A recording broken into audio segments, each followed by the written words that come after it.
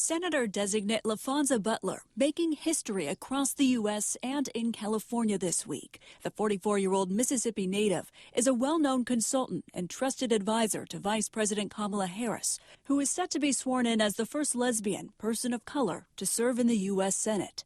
Well, she checks all the boxes, at least from Gavin Newsom's perspective. He wanted an African-American woman. That's what he got. She's also a lesbian. She's also very active in Democratic politics, big with union politics. And she lives just outside Washington, D.C., so she doesn't have to move. Despite Butler having never served in public office on the local, state, or federal level, Governor Gavin Newsom told us today. It's like she's the only choice. She was outstanding. She's the best choice. She understands how systems work. She has deep understanding of the legislative process, deep understanding of the executive process. She understands moral authority, as I said, not just formal authority.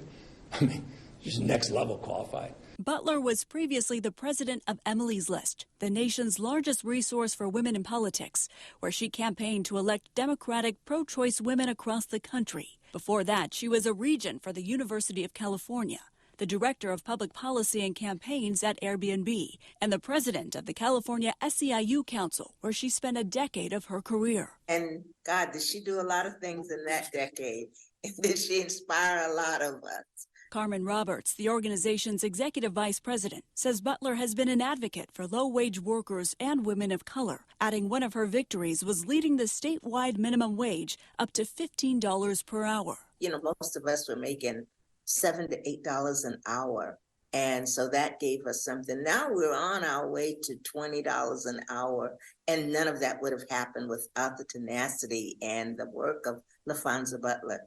Newsom says he first met Butler years ago and has since been impressed by her commitment to fighting for everything from civil rights to LGBTQI+ rights. Plus, she's young. In some ways, can't even make all this up. If I had to literally design from the mind of imagination, put pen to paper of someone I would like, including time of life.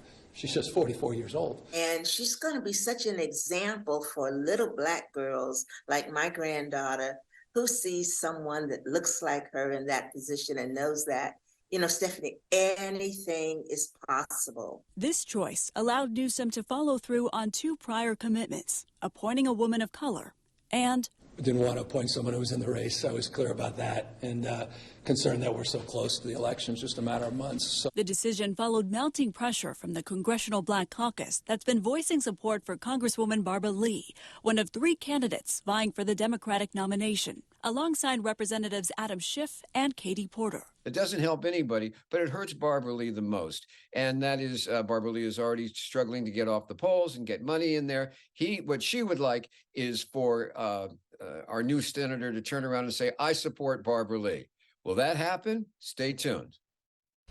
We will see. Laphonza Butler is expected to be sworn into the U.S. Senate by Vice President Kamala Harris tomorrow.